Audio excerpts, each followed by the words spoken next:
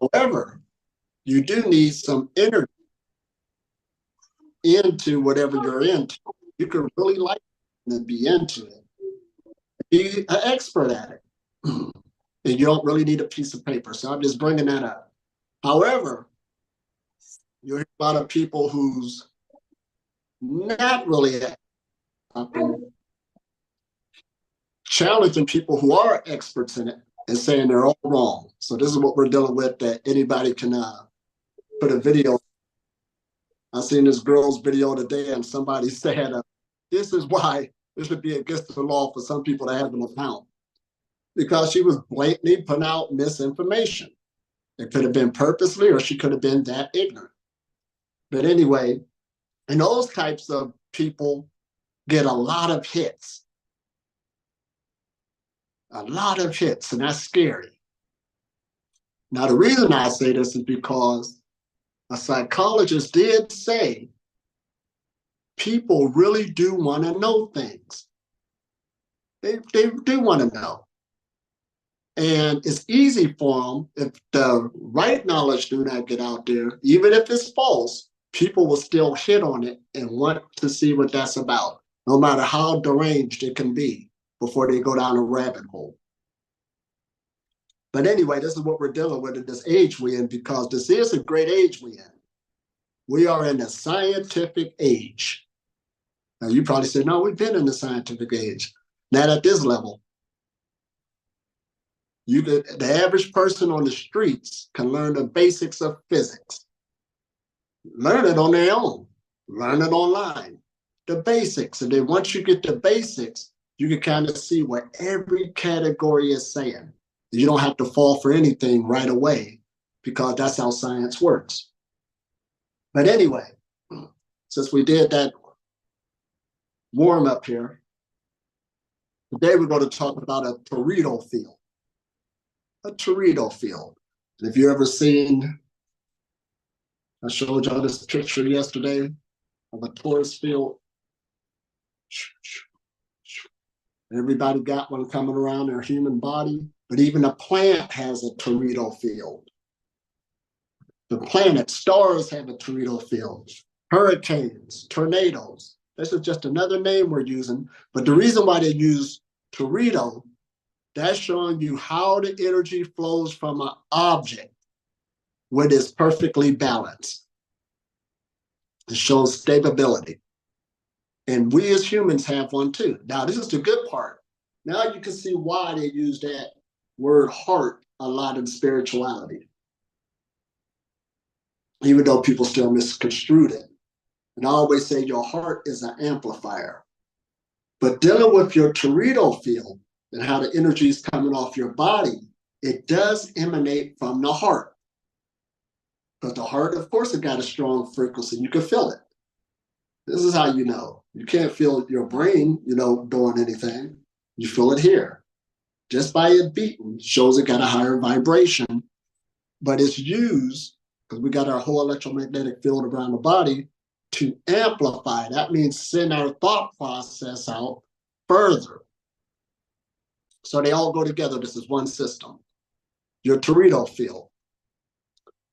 And it's donut shaped. And let me see here. And it expands from the heart. So when we say open up your heart now, dealing with the breathtaking journey, that just basically means you got the energy flowing. That's how you know your heart is open. Because when you look at that taking on America, well, heart disease is a big one in America. So does that mean that people got closed hearts? Or it's a misunderstanding on what's being said?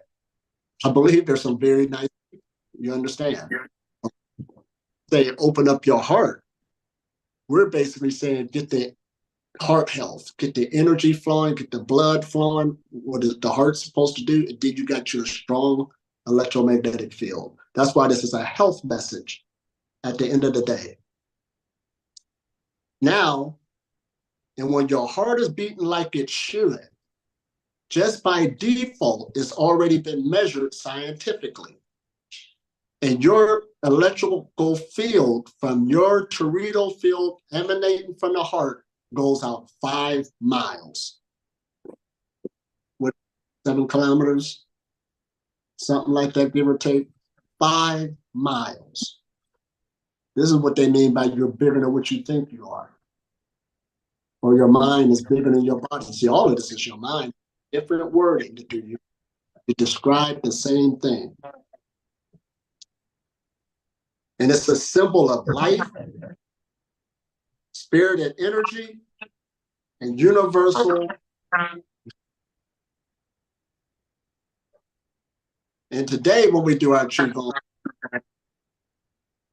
we are going to do what you.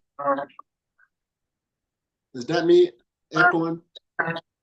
No, it's more can you? It's just there's an echo. Oh yeah, sorry. Yeah. Thank you. And today we're going to play around with a meditation dealing with our Teredo field. And then once you see we get through that, all the meditations are saying the same thing, just like the chakra meditations. But it's all going to do the same thing at the end of the day. They just give it different names so people can focus on different things. Because like we said, in the beginning, there was just one yoga. Now we got all these other yogas, Kriya Yoga, Ashtanga Yoga, Raja Yoga, Kundalini Yoga. Now we even got cardio yoga I've seen in California in the sweat room. Yeah. Oh, man. But it's okay. As long as it's serving its point for those it draws. But at the end of the day, when yoga was making this mistake, I believe, or what I observed, people was doing the asanas, the stretches. You do get people dedicated into that, but they weren't meditating afterwards. The asanas was to get the body prepared for a better meditation. The asanas is to prepare the body for meditation. But then with the Western culture, we just dealt with the asanas and say, I'm into yoga. Got your yoga mat, got your yoga clothes.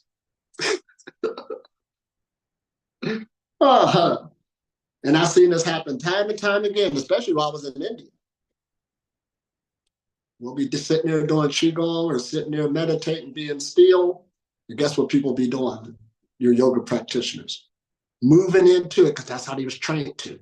I'm feeling uncomfortable. Let me breathe into that area. Now, there's nothing wrong if you're doing that as you're warming up. But once you warm up, you got to meditate to allow the inside work on its own take care of itself to break up those blockages. So they all was moving into it. I said, this is where they've been not succeeding at. Doing the asanas, but not meditating. And the power is in the meditation. So that's why even when we do our Qigong or we're doing our stretches, those are considered asanas. There's asanas where you can take your eyes and just roll them around. Yeah. Do your fingers like this. Yeah. Those are all asanas. You're just getting the body prepared for energy cultivation.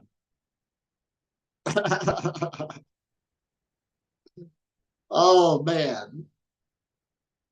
This is where it's at. And with the Western mind, we on schedules due to materialism. Let me get in there and do my asanas. At least I did my workout. I'm good. Which you'll have improvements.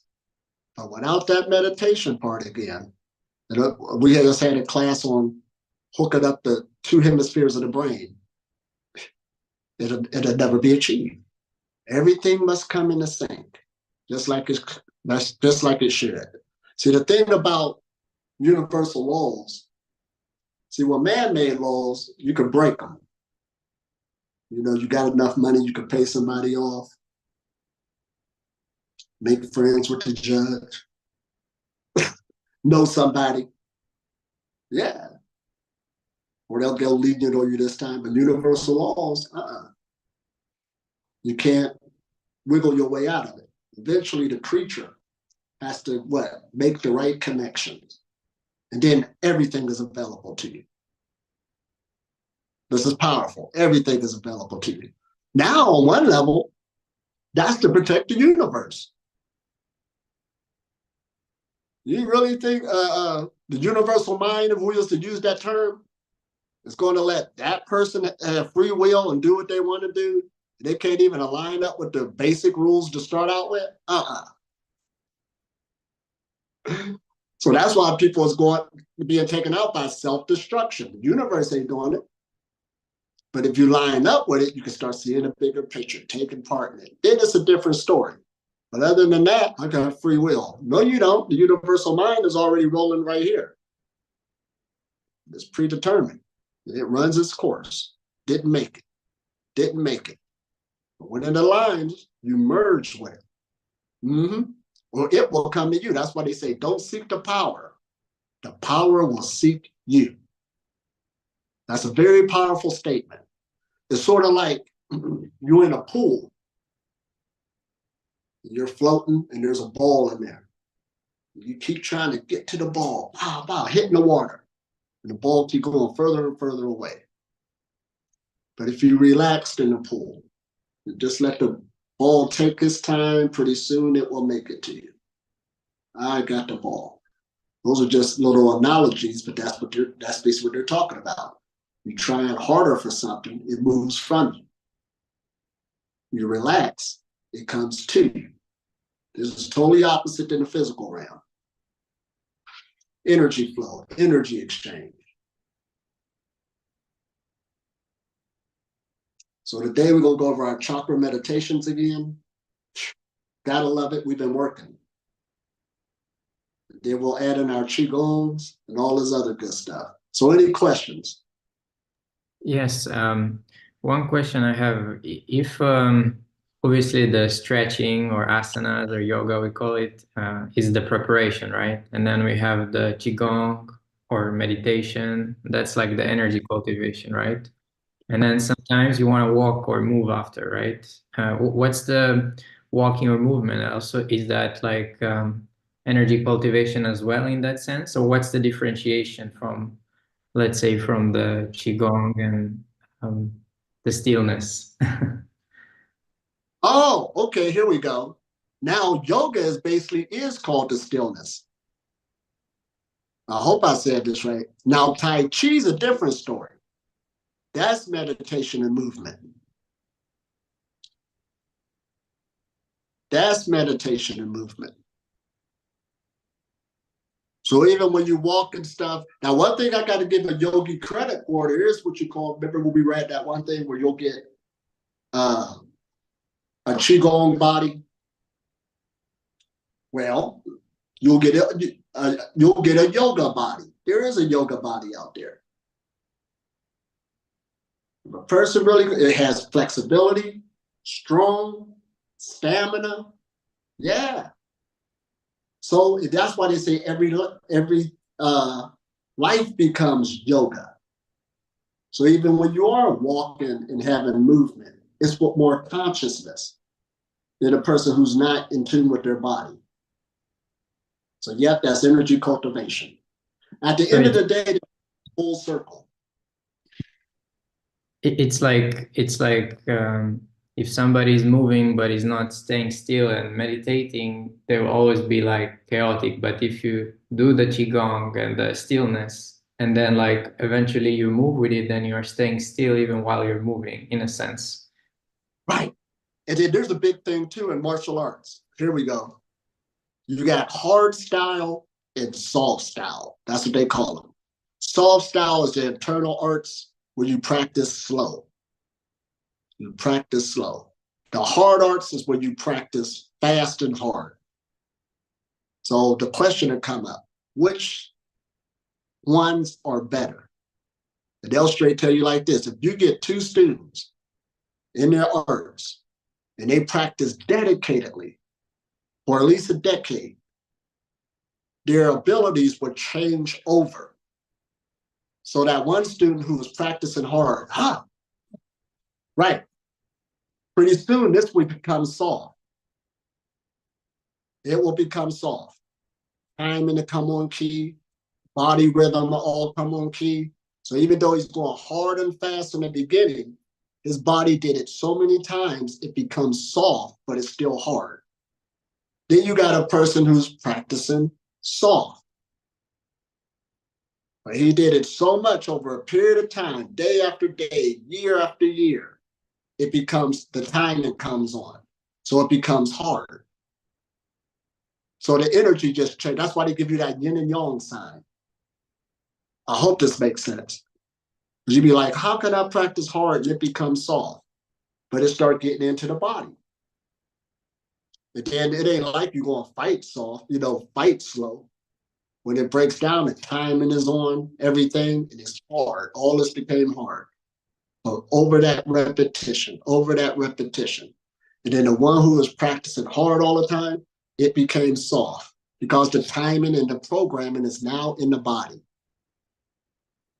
Sort of like what we say, if the program is in the body, you don't have to try hard for something.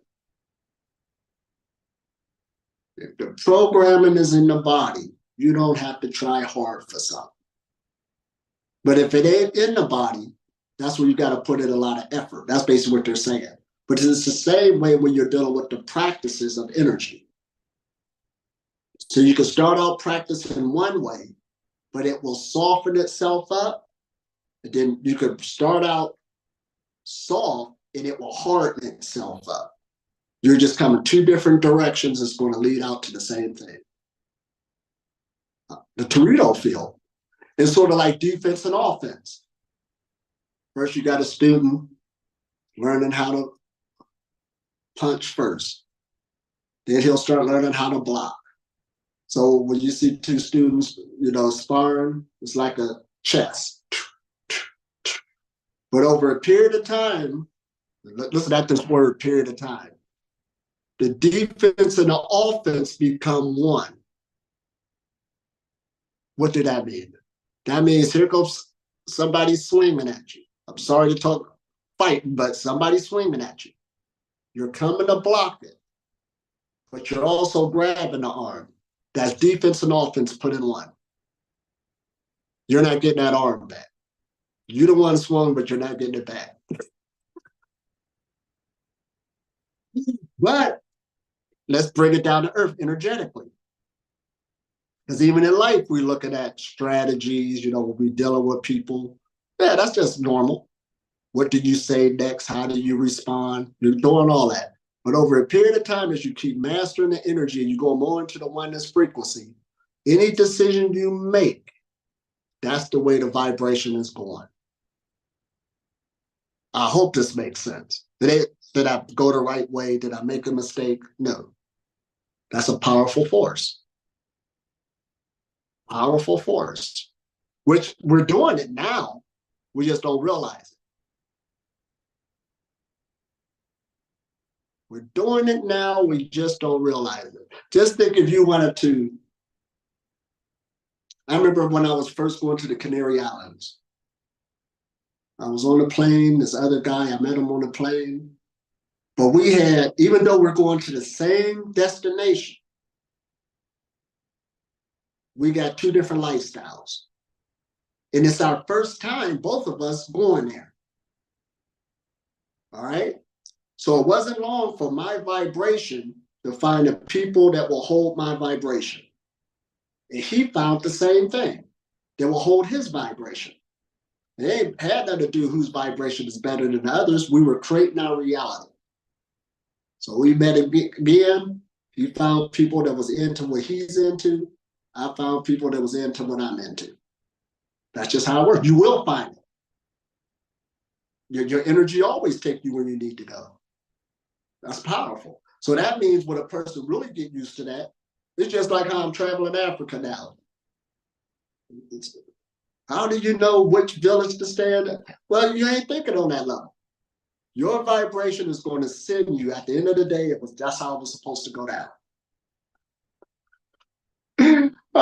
It takes training to get to that point, but it's the truth. You'll meet the right people, be in the right place. What you gonna say? You stop crying, you start trusting the universe. Yeah. And everything just keeps falling in place off of your movement. Oh man. That's why they'll tell you something on a level. I know it sounds mythical, but it's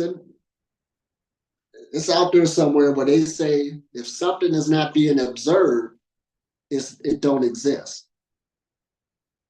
If it's not being observed, something it doesn't exist. Or even when things will break down, seem like quicker when it's not being occupied, say like a house. You got a house, it just start breaking down a little fast compared to somebody occupying it, giving it life. So we're putting energy into things around us. And I remember I had a relative die one time, not this ain't scientifically proven, but stuff that was dear to them was breaking. Because their energy wasn't there to really keep it, it wasn't nothing to us. But I said, wow, that broke. Wow, that. I'm just saying. But we do put energy into our environment, our life. Our whole life is energetic. Our whole life is energetic. And when you go somewhere, like I said, that is a powerful entity. Of course, you'll make plans before you get there. What type of livelihood would I do and this and that? But if you had to go spur on the moment, I guarantee everything will fall in place on what you're doing right now. Your mind will recreate that same lifestyle. Yeah, what else you gonna do? I hope I said this right. This is how powerful we are. Now, of course, there was some woman that said something real key. She said, I need to build up my self-confidence because I don't have good self-confidence. But the man said, well, number one, you don't need to build up your self-confidence because you do have a lot of confidence. You have a lot of confidence that you're not confident. Yeah, I mean, it's just that real. Our wording. I'm not an adventurous person. Yeah, you are. You're adventurous. That's an adventure not to be an adventurous person. That's why you're playing that game. I hope this makes sense. Oh, man. You're giving yourself that title on it. Nobody else did. I'm not confident. You are confident. So our wording and everything, our intent, when you're on this journey, you're watching it more and more. And the big one is, all right, dealing with food freedom. So you use that word or self-sustaining or alternative feeding. You got to work with something to wrap around your head where you can be more satisfied with it. Other than that, words have power, especially if it's already got programmed in you, it triggers something. It'll trigger something, whether you realize it or not. Oh man, it's a deep game we're in. So you got to clarify all of this to bring forth a new way of thinking, gradually and slowly. I think I told you about that man who worked with his mind to get rid of that poverty mentality. He said it took like 18 months, a year and a half, every day, writing down his thinking. And he said if he didn't do that exercise, he didn't know he thought like that. He did not know he thought like that. Because some thoughts will come so fast, you're not on them real quick. That's a very powerful one. And then you can start looking at it more, narrowing it down. What triggered it? What triggered it?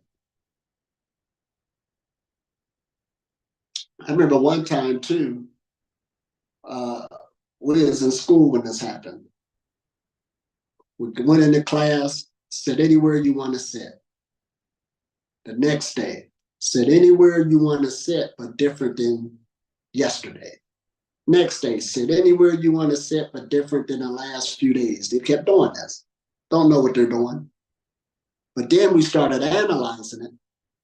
And there was a lot of, this one girl did not sit beside this other girl because she reminded her of her aunt. Now, she didn't know it consciously. She didn't know it consciously, but she stayed away from her. It was subconscious. They was cool. They say hi to one another, but just something like everything's affecting us. It's on the energetic level. And once you become conscious on what needs to be changed, you can start making headway. And see, and not only food, a lot of things is a big one. I remember we was in Florida and I was doing a retreat. So now we walking in the park, nice sunny day, and there's food vendors all over the place. Now in my mind, I'm laughing because the people that was with me, oh, they was trying hard. They meant well. But I know that they have a visible chains still on them. You can't see it. So I know this vendor is calling them, even though they're trying to fight it and play it off. Yeah, it's tough.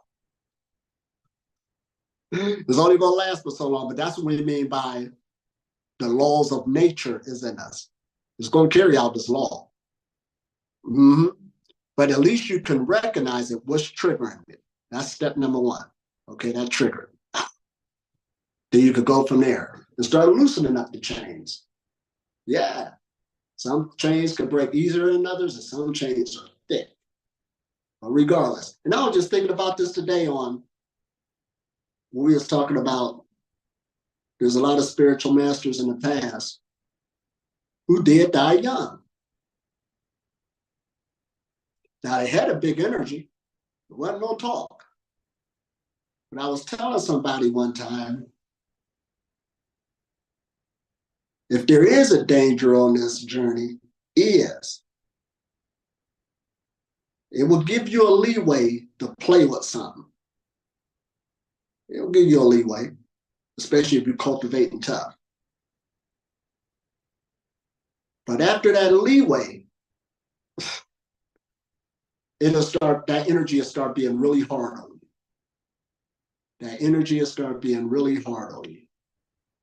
And you probably feel it now. There's some foods that you really feel uncomfortable with now, just from cultivating energy. But as it get bigger and bigger, because both of them can't contain the same vessel. See, the other energy, this is the prerequisite to some serious longevity of physical immortality. So if you still catering to the other energies on any type of level, that gateway is not going to open. That gateway is not going to open. So why should it continue?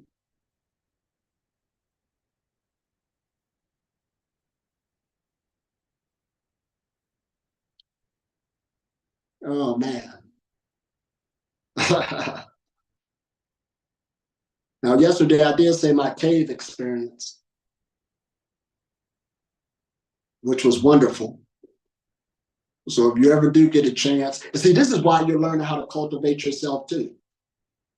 Because when you do your own personal Hajjs, your own personal pilgrimage, and get out there, you'll have enough tools to work with. I've seen people got no tools, they think in mythical. As soon as I get out there, that's when I'm going to start meditating. No, you're not. You'll be bored to death.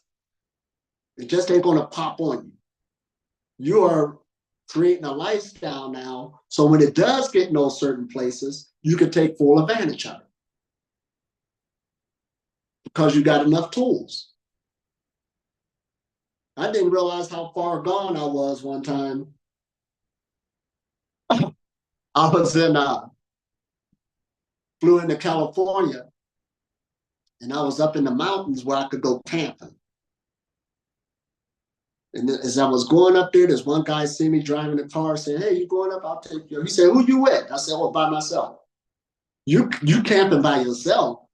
Yeah. What you gonna be doing Oh, meditating. Well, I'm in a meditating too, but I mean, you couldn't see it. You won't be here all weekend by yourself. You couldn't see it. And me, I was just taking it for granted, in other words. I just thought this is what I do. But I had to think about it. Oh, now I see why yeah. Now, in the beginning, if I would have started that, I would have been thinking about, man, what am I going to do when I get up there? Who am I going to meet? How are my knees going to be taken? That's how I would have been thinking. What am I going to be doing after I meditate and this and that? But now I got so many tools. I was busy. Matter of fact, that weekend, I didn't even have enough time. Right. That's what you're preparing for, so you can appreciate when you get out there. Whole nother level. You living. Oh, this is good. And I wasn't kidding when I said this place I'm in now. I've been locked in for like 3 days now. I ain't had nobody to see. People calling, where you at, Ellie? Where you at? Hey, I'll see you soon. That's how I am. I want the energy to keep growing. That's how you get to make your next jump. That's all you're thinking about. Oh man, this is good. So now, let's go ahead and do our energy cultivation. Any more questions before we get started? Just super quick, I'll just say that from doing multiple retreats with you, Elitom, it's really useful to take notes, like because every time you do it, like you struggle with different things, right? Each time, and over time, some things you master. So, like for example, in the beginning, I couldn't wake up in the morning calls, right? And then eventually, now, okay, I can do it. And sometimes, like you don't sleep enough. Sometimes you don't eat in the right times, like you keep saying 3 hours before, after. And it's nice to journal, just a tip for everyone, because then you notice, oh, this is the thing. And then you adjust it while you're in the retreat, and suddenly, oh, now I have more energy. So it's good to work with these things. Absolutely. Thank you for sharing it. We might have to do a full class on the power of journaling. The power of, because we forget. You'll think you remember. Man, when you journal, matter of fact, I remember one time I picked up an old journal of mine. And this is why I want to play it way back ago. But it brought back memories when I opened it up.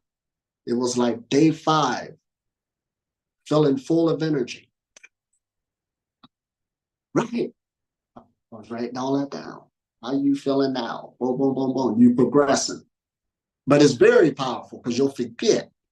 As a matter of fact, not only journaling your experience, you should always have something on hand to write down a new idea. It ain't like you're going to remember it, it comes back through. It's just pouring. It's pouring. It has enough for you, enough for everybody. Unlimited information. If you don't write it down, it's gone. Now, I don't mean you lost anything. More will come through, but you lost that idea. Oh, man.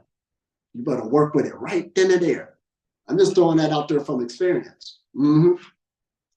Oh, man. How did you see that? Because all you are is a vessel now. Sort of like when I was in a military, like somebody asked me one time, man, you post a lot on social media and la, la, la. I do. It's always posting, always posting. Now, because when I was in communications in the Navy, I worked in the area where it never shut down. Communication was always up and running. You're pumping information, pumping traffic, never run out.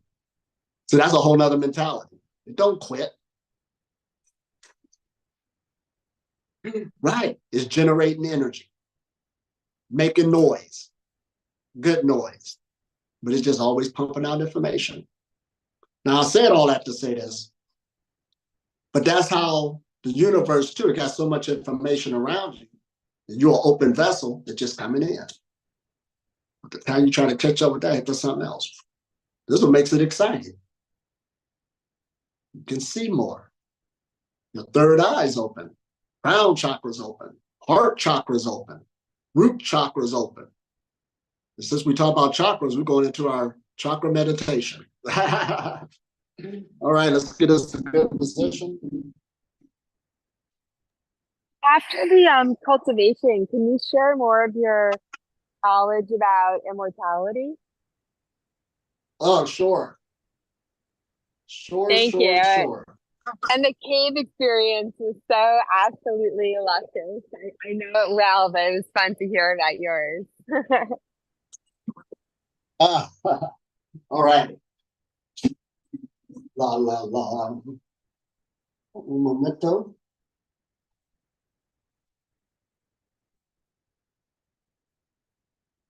La la. All right, we're gonna go ahead and stretch up the body, and we're going into the chakras. We'll start with the neck. Make nice full circles going clockwise.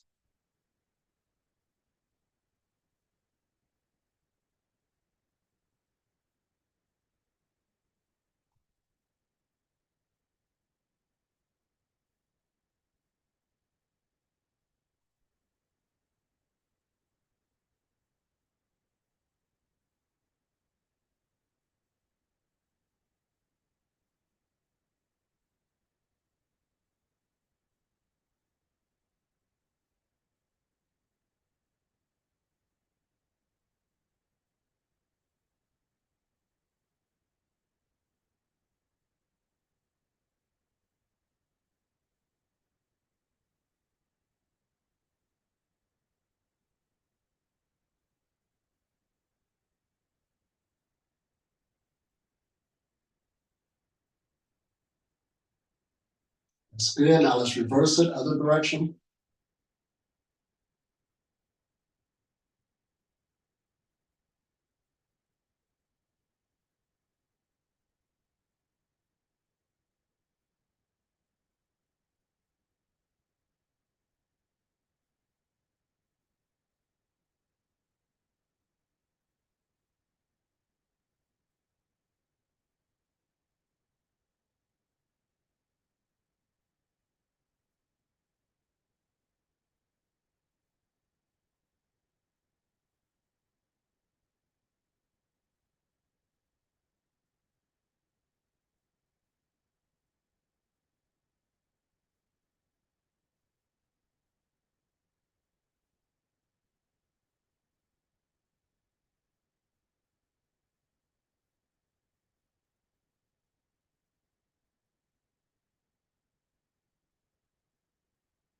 And that's good. Now let's go to the shoulders and make nice full circles going forward.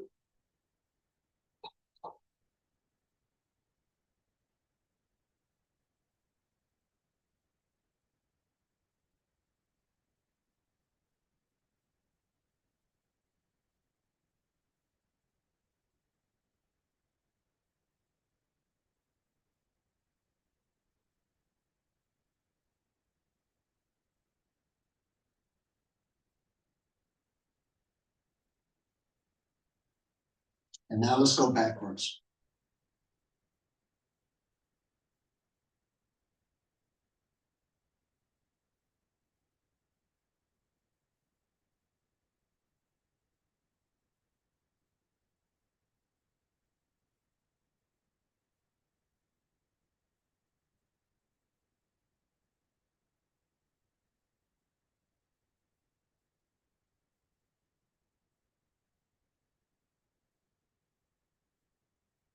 One shoulder at a time going forward.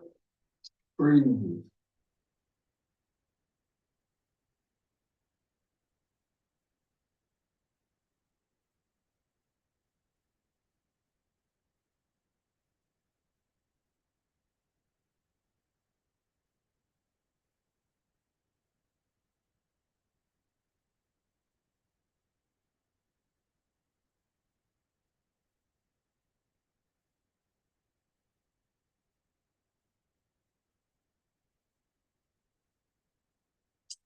Now let's go backwards.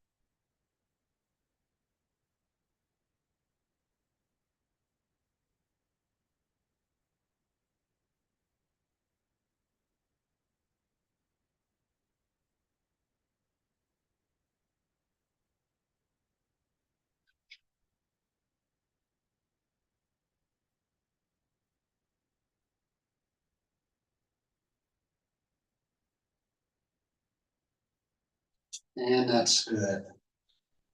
Now, let's get the feet past the shoulders, hands on the hips. Make nice full circles going clockwise. Breathe.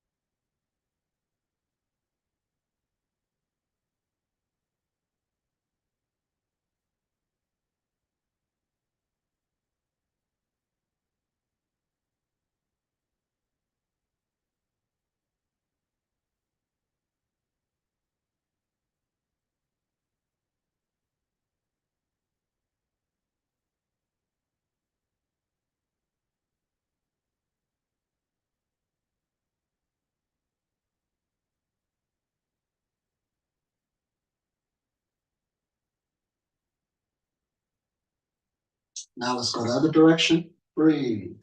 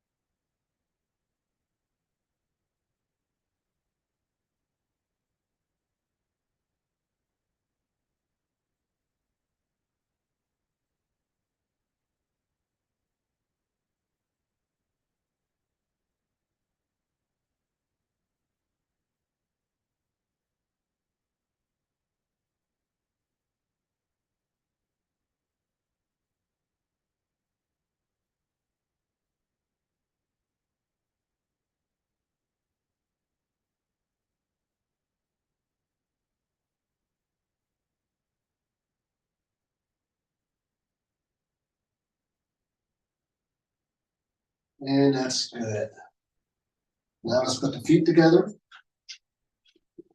Knees slightly bent. Rub those hands together. Hands on the knees. And slowly go clockwise. Breathe.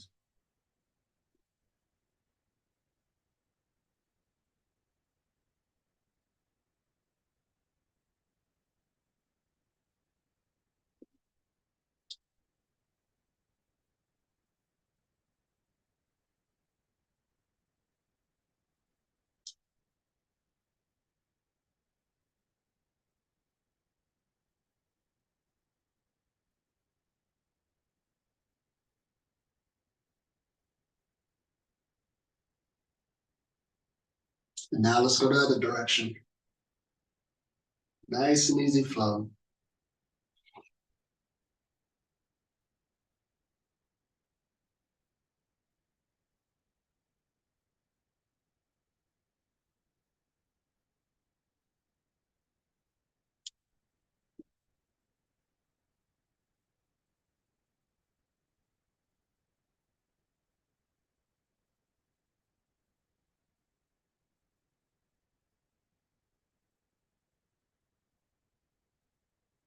Now let's go in and out going forward.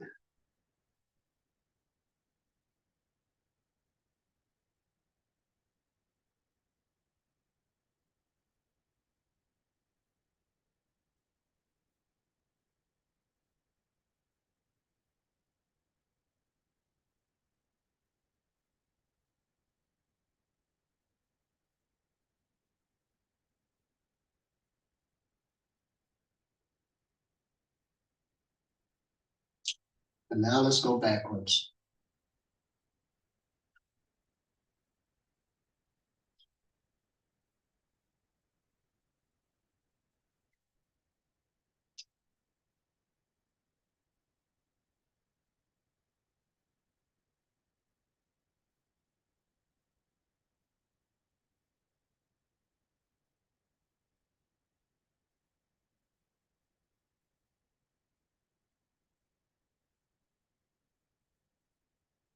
And that's good. Now my favorite, one hand in the front, one in the back. And let's go swimming in an ocean of energy. Breathe.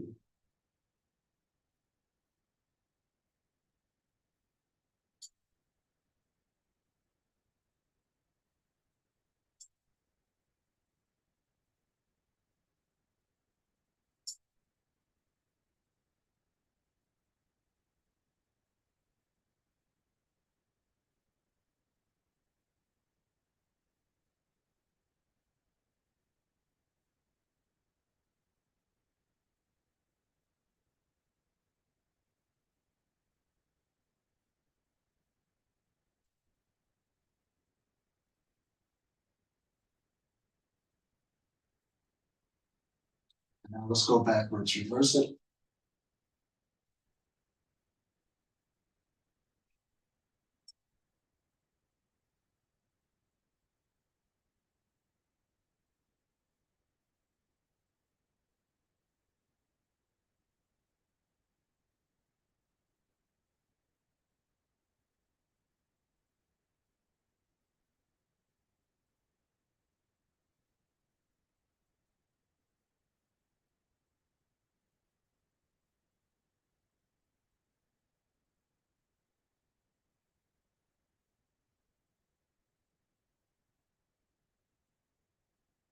Now slowly swoop that energy and bring it up the spinal cord.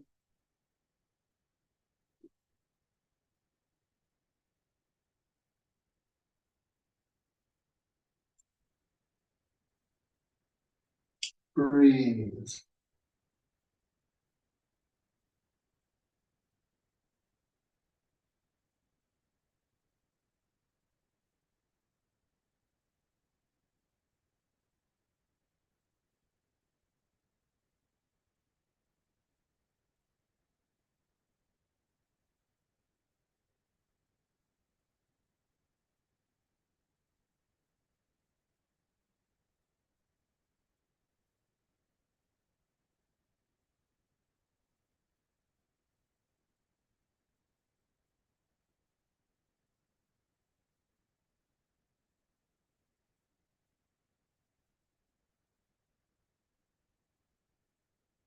On the last one, make a nice ball with the hands. Here we go, that Torito feel. Animate from the heart, born outwards, up to 5 miles. Breathe.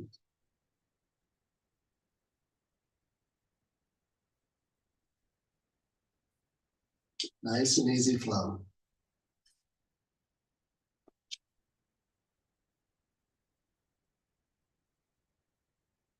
Go back and forth, nice and slow.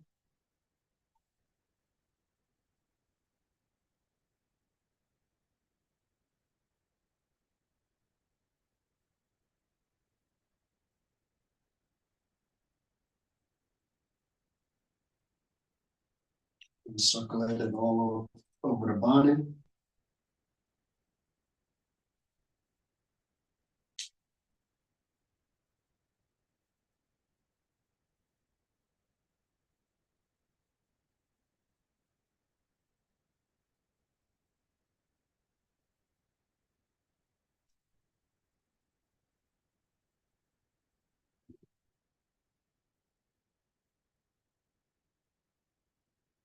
Breathe.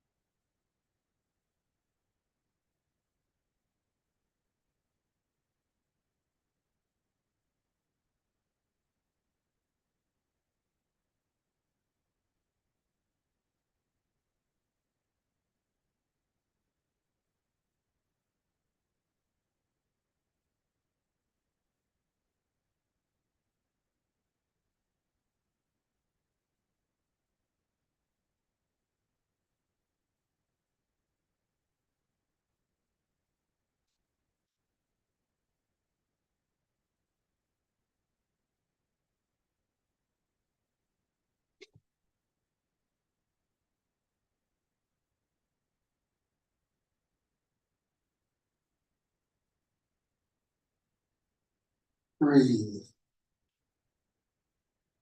Now slowly just find a position to stand in for a few minutes using your own body weight.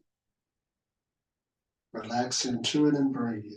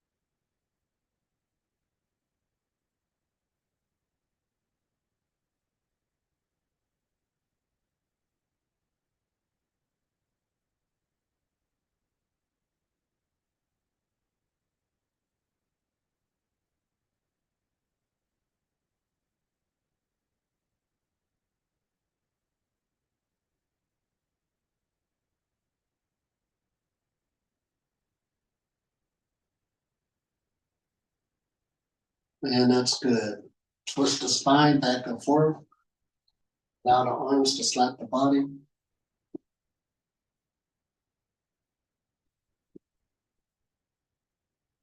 Nice and relax.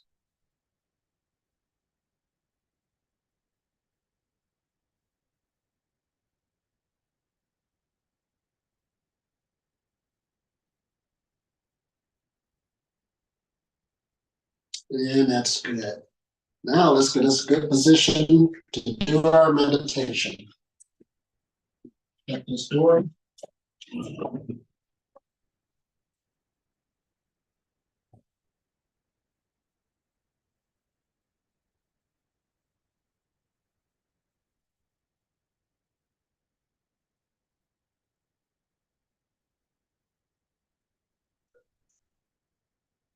La la la.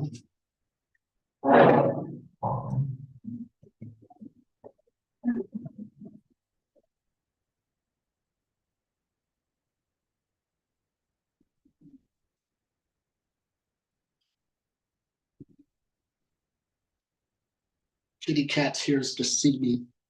All right, get you a nice position. I've been learning off the kitty cat also, kitty cat meditation.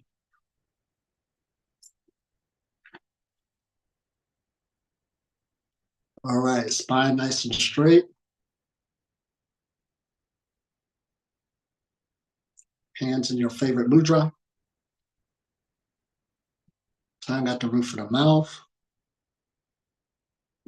Slowly take your mind, go to the root chakra, the perineum. Focus on that area.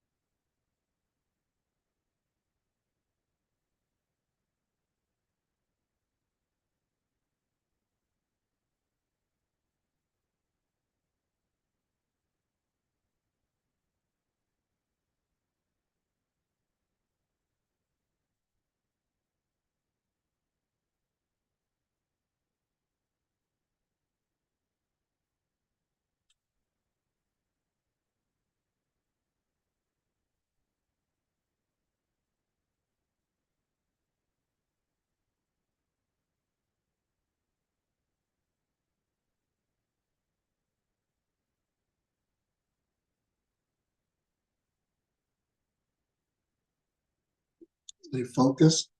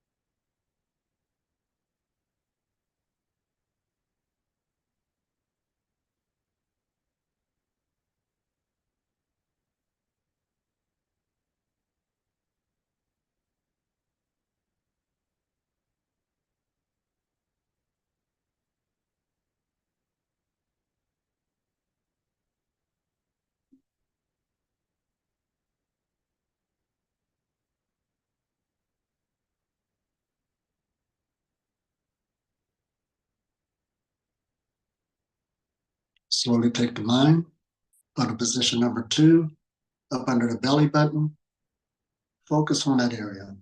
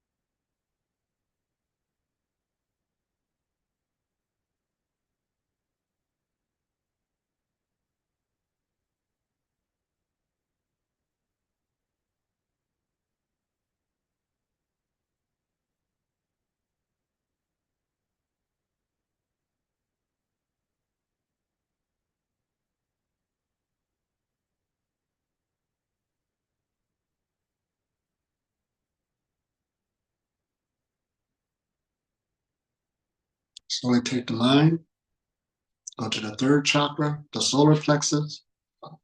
Focus on that area. Feel the energy of that area.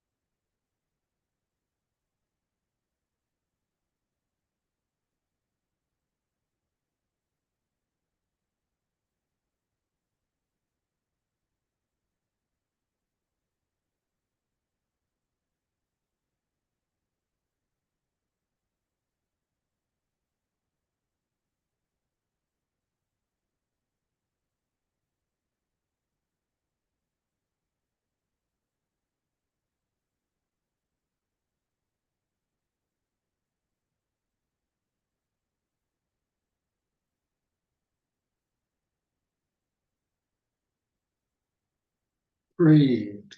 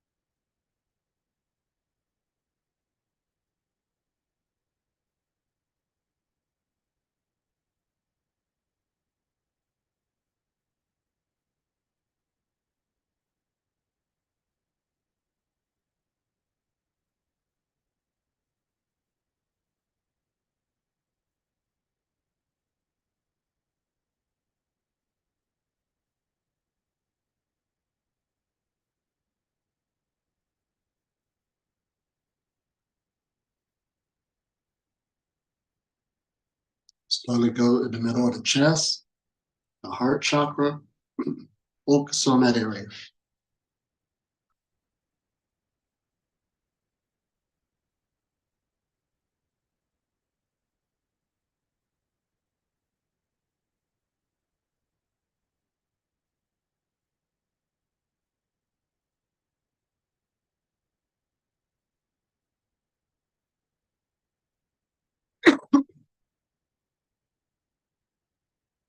Now got the roof of the mouth.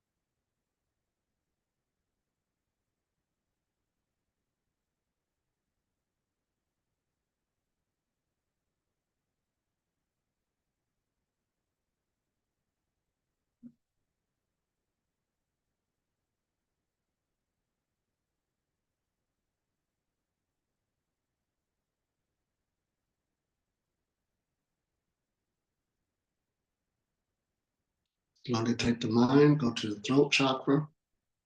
Focus on that area.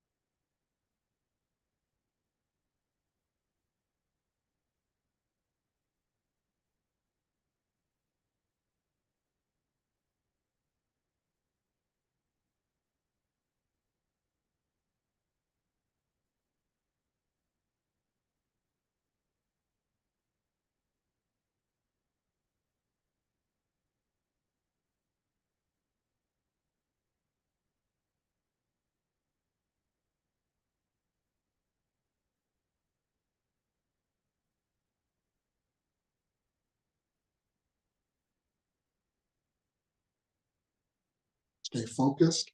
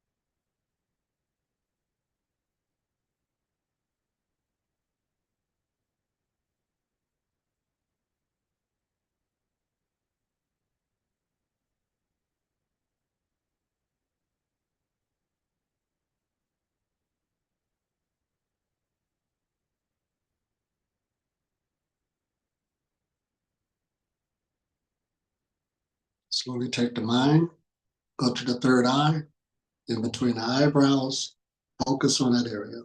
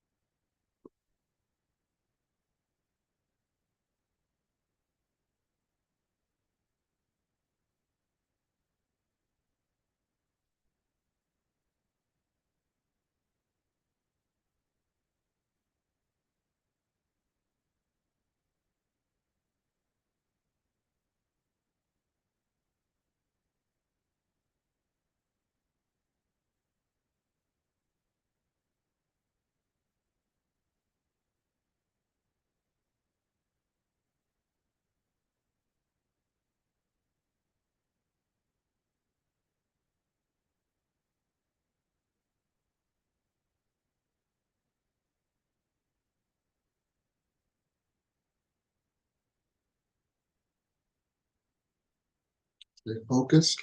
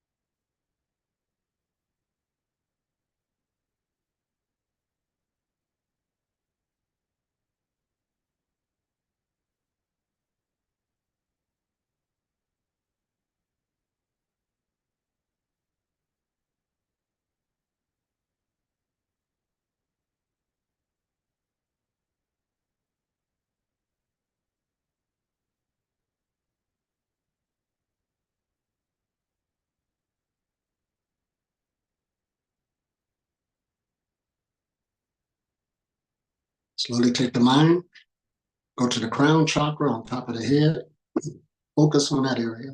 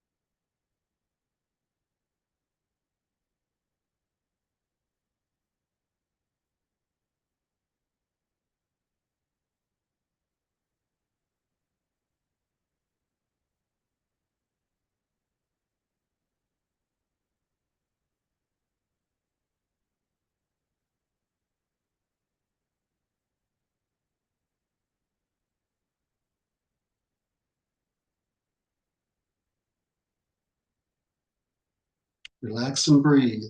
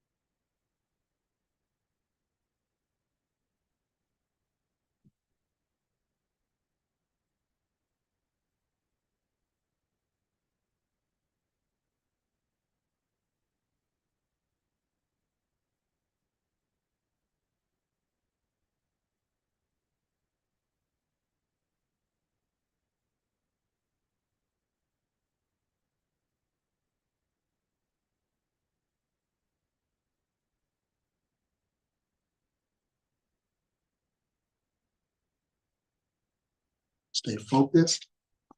Breathe.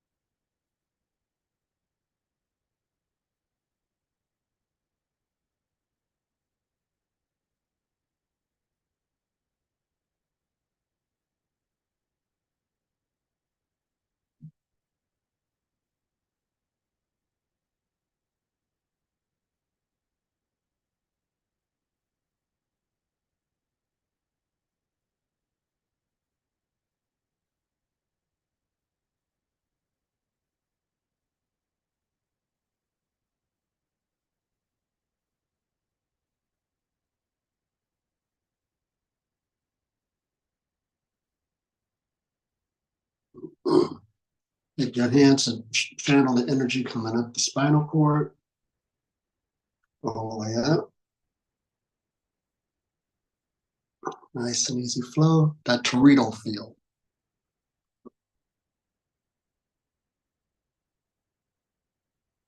Emanating from the heart.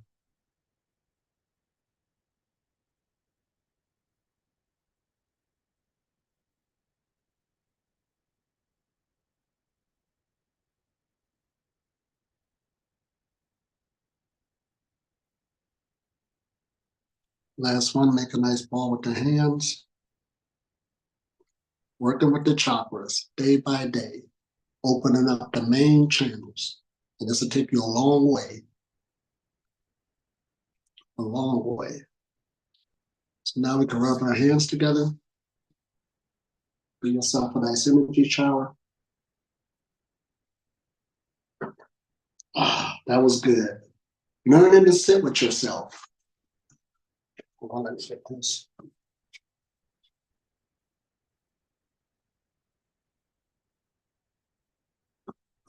Learning to sit with yourself. That's a big one. A lot of people cannot do it. Now they're by themselves, but to sit within this body, feeling every sensation on how it feels, that's a whole different ballgame. That's what we're talking about. Sitting in this body, and that's basically what Zen meditation is saying, transcendental meditation, Vipassana, and Qigong is saying. Did I miss me? You know, those are meditations when you're sitting in your body. Stop trying to fight with it, sit in it. And the body's communicating with you. This stress and tension here and here, we did. You start taking responsibility for it. And then by sitting in it, your body is able to awaken its natural energies to heal itself. But other than that, people don't understand how to heal themselves. All right. So that was a good workout. Everybody feeling it.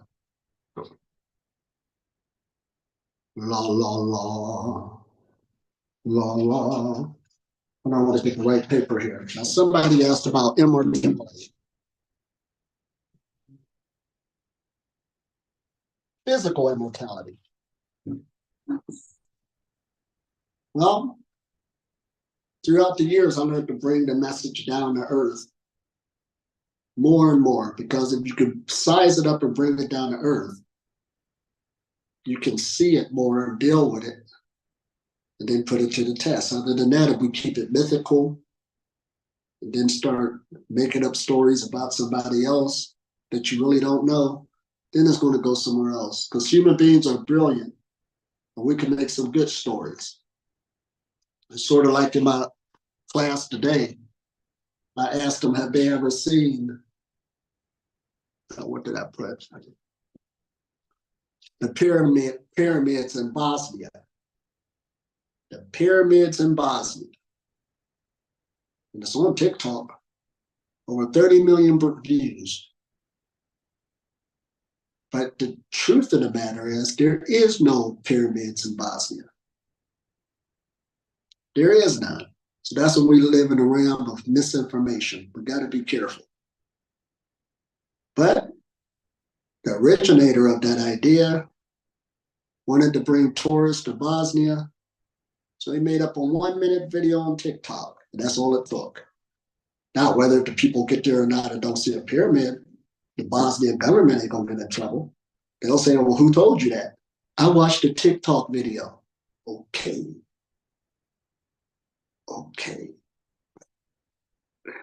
Now let's talk about physical immortality. And there's been many teachers in the past of physical immortality. Many. And one thing they all got in common is that they all died. That's the truth. That's how you got to look at it. One thing they all got in common, they all died. And humans, since civilization, always look for ways to extend their lifespan. And not just extend it, in good health. Always looking for ways. And it hasn't stopped. Today we got billion-dollar industries literally working right now with the best technologies to see which one will work to extend a person's lifespan. So that means that this is science in progress. And this is a good age we end up in, because not only the elitists working on it, the average common person can work on it once they understand the idea. But it's still a hypothesis. Now, I know people will bring up, well, because like I said, somebody sent a thing to me, some man 453 years old in India. You know, that's going on social media. And they asked me, what do I think of it? Well, I said, well, I spent a lot of time in India, and I've been all over India. Many people can't say that. To each province. And I know prominent people who took me to all the places and meet the people I need to meet. You know, one of those type of trips.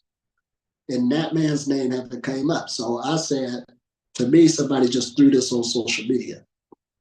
But for right now, it's not true. And some people said thank you, and some people got mad because they want to believe it.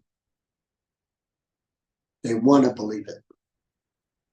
And see, in the past, a lot of our spiritual writings was written talking about impossible things, you know, that's real out there, but they did it in faraway places. First, it started out as Egypt. They didn't expect the average person to go to Egypt. You know, writers. Then they start bringing up India. It was mysterious. This is what's going on in India. This is going on. They didn't expect the average person to go to India after a while. Then they started to move it to Tibet, move it to the Himalayas. But the more people start going there and seeing, this isn't what we heard. And especially the locals will tell you, well, we ain't seen that. You know, brings down the credibility. But some people still like to, I must believe this. I must believe this. Now, there was some man back in the 1800s, and it was dealing with the Freemasons. I guess them and the Catholic Church bumped heads. And the Catholic Church put a decree on them and said, anything that's done in secret, meaning it's no good. So he put a hit out on them. Makes sense to me, you know. But anyway, there's one man saying how he was an author, and he's seeing how people, he was writing a lot of newsletters and books and pamphlets on righteousness, but they didn't sell that much. But when he wrote about the quarrel that was taking place between the two institutions, it sold out. So he said people just want to see action. So he made up a whole story, a fictional story about it. This will make him get away with it. This is why people will say today the Freemasons worship Lucifer. Well, it came from an author. He knew that the Catholic Church wasn't going to do nothing about it because they'll be happy that he's doing it.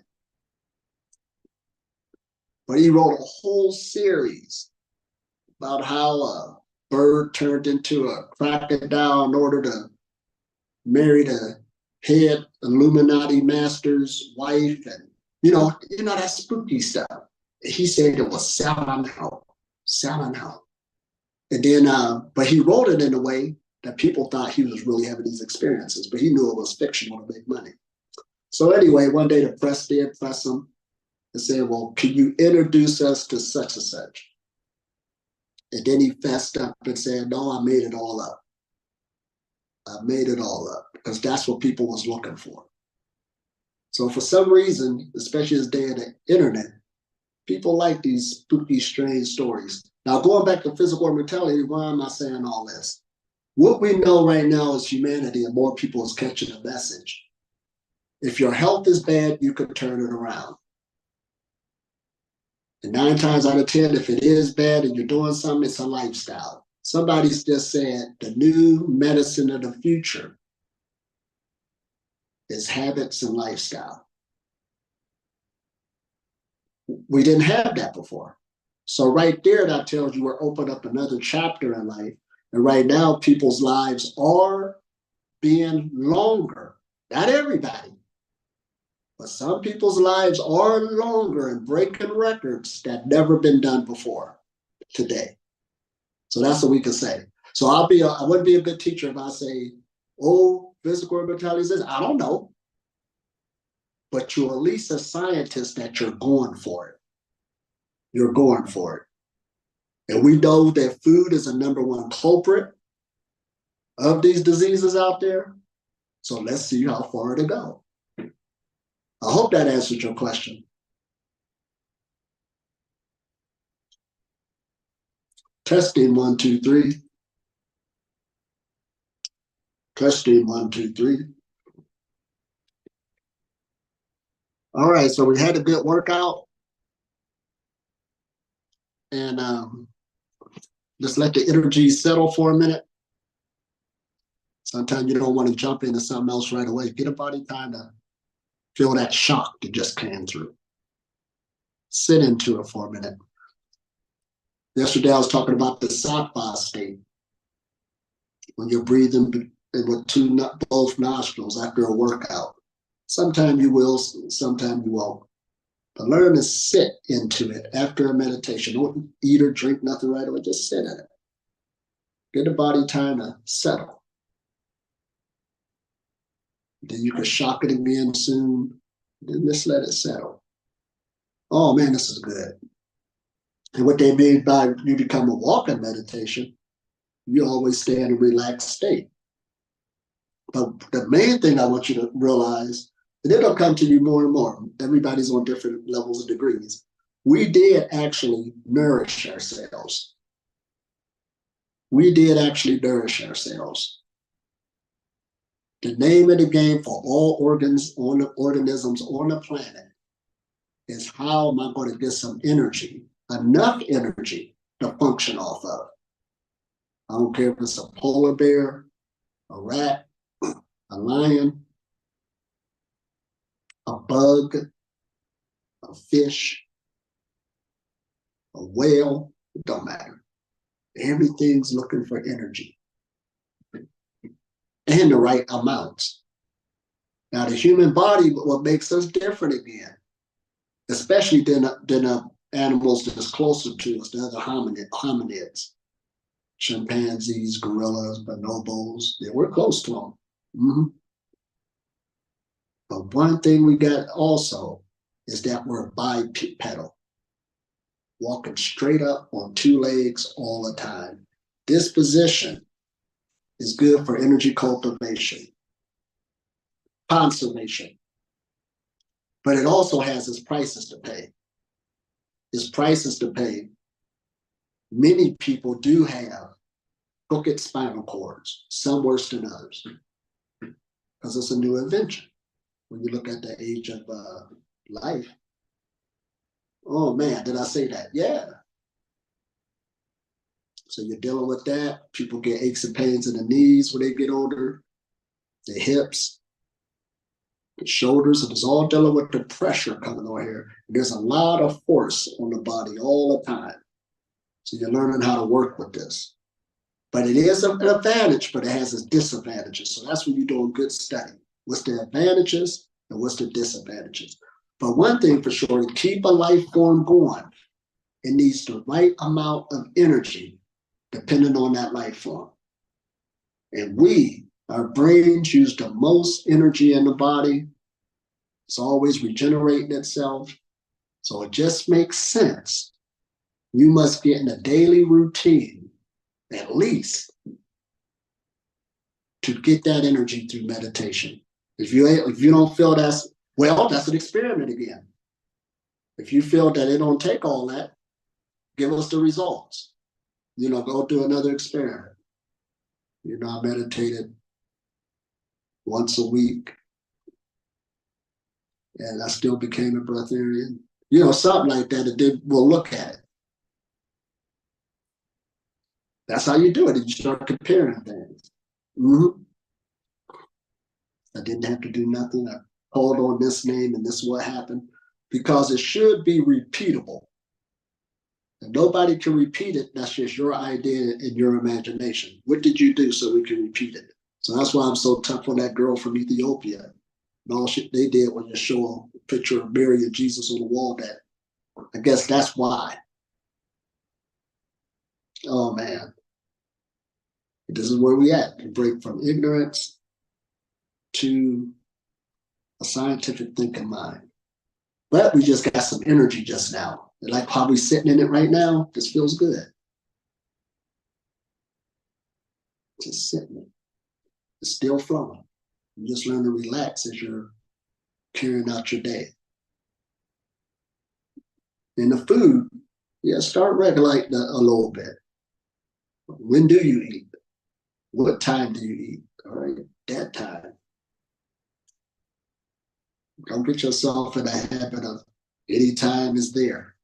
That's a whole different ballgame. You'll be all over the place. And you ain't gonna keep up with exercises. It's gonna hurt your body. Mm-hmm. It's gonna hurt your body each time. Some days it's cool if you went through that. Okay, we'll have that. Every single time, you ain't gonna last long. Body's hurting too much. So you gotta give it time to settle into the energies. So any questions?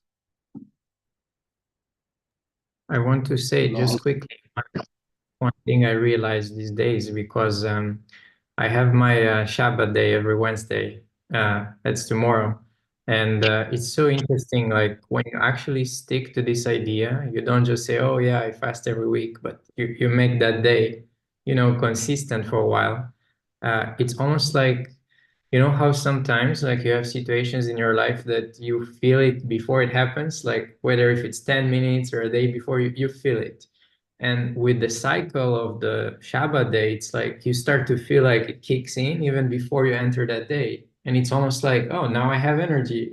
I don't need to think about food. Just I need to focus on meditating, you know, it just comes in. So this power of the cycle is very important. But sometimes I think we underestimate it until we experience it more. But yeah. Oh, thank you, Purell. Now I hope y'all heard them. The power of the cycle cannot be underestimated. Because that's how the universe works in set times and cycles. We know what time the sun will rise tomorrow in your location. We know it. We know what time it's going to set. That's the cycle. I'm just giving examples. Everything just moving in cycles. And our bodies is all in it. It was born into it. So once you create a cycle for it, it will get used to that new rhythm, used to that new cycle, till it become his identity. Your own Sabbath day. You're just looking forward to it. And you'd be glad you did have that cycle. Instead of before, there wasn't a cycle, even though you were fasting, it was all over the place. But when it start getting more organized, you're sending the message to every cell in your body, this is what we do. It knows what cycle is in. This is what we do at this time. Oh, man. You know, it's like if the old program is nourishment for normal eating, let's say, and you don't say to it, hey, like, I'm going to cut you off completely. So it knows on the other days you will feed it, you know, so it allows you to install the new program for 1 day a week, because it knows, okay, he's not going to betray me, you know, it's like little kids. And then it's like, so now that you actually allow that new program, let's say, to happen, and it gets stronger, 1 day it's like, oh, I want to get a bit bigger, you know, but not, we don't even have to think about it, even if it goes for a year or two, whatever, because you just need to have it strong, that one. So that's how you make the agreement between both of them. So right. I hope y'all heard that. Thank you, Purell. It's like a little kid. What are you going to do? You know how they say build a trust with God? That's what you're doing. Yourself. You need to trust yourself. All right, we're going to do this day, and then, you'll be treated this day. Oh, okay, that's just a little kid. Okay. But if you sit up here, cut it off, and they don't know what it did, and then the next day I think it's going to eat, you cut it off again, and then it's going to fight back. You try to kill me, I don't trust you. And they'll tell you in science, what do they say? This is wild. 30 to 50% of your body is not even you anyway. There's other organisms. See, we hate to think at that level. You get everything in concordance. Or how you going into this new cycle. It's not even you anyway. Right.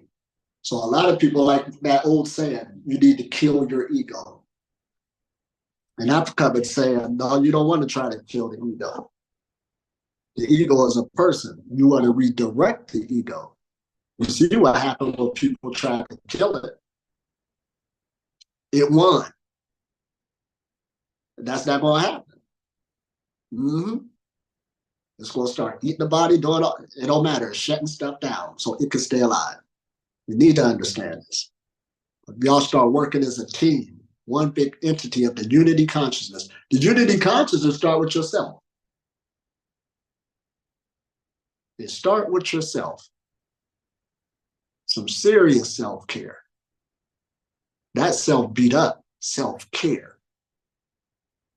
And the body start appreciating it. And like you said, over time, getting stronger, flexible, loving a routine.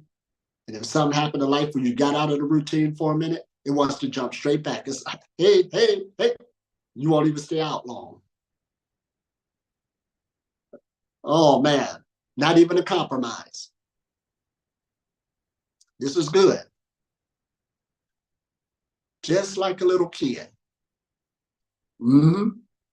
Oh, man.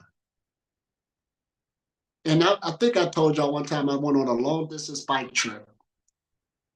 And I was already did some big spurts, But I had a day coming up where in order to make it where I wanted to, that would have been the biggest spurt I've ever made. And I just said, well, we're going for it. I didn't know if my body could do it or not. It never did that far. But at the end of the day, I'm laying in my tent because we did it. And I said, oh, we made it. And I could feel all my organs like they were smiling. The body was smiling. I told you I can do it. Like a little kid. I told you. Just let me go and let's run. We hold it back. It's in the mind again. Holding back the body. It can do it. There's nothing wrong with the body. That's powerful, ain't it? If the consciousness changed, the body will follow. Always keep that in mind. The body will follow. Body will follow. Sometimes you got to let off the brakes. That body, it'll do it. And I remember some guy took martial arts and he was doing some push-ups or something. He said, I can't do no more, I'm tired. And one of his teachers said, oh, that's all in your head. Give me 3 more. Boom, boom, boom. We do it all the time to ourselves. I remember a woman used to always be tired walking around. She was overweight, but her house burned down, which was tragic. She was on vacation. And she didn't sleep for 3 days until she got home. Because that was a tragedy. Where did all that energy come from? Right. Overriding everything. So that shows you even diet and exercise don't mean nothing when it boils down to this at the end of the day. When that mind want to do that quick spurt, oh man, it's on it. But anyway, we had another good workout. I'm feeling good too. I'm just going to sit in this energy. And then we'll be at it again in a few hours. We're just in a cycle. We're in a cycle. Just so when you do all these retreats, take advantage of the cycle. And make each one even better than before. Each one better than before. So it's one thing that every time you practice, it's like you put money in a bank, but it's also how you spend it until the next practice. Right. So each one, you should let it take you further. Mm-hmm. Oh, that's something, ain't it? So once again, peace and blessings. And had the best day or night ever. Ah.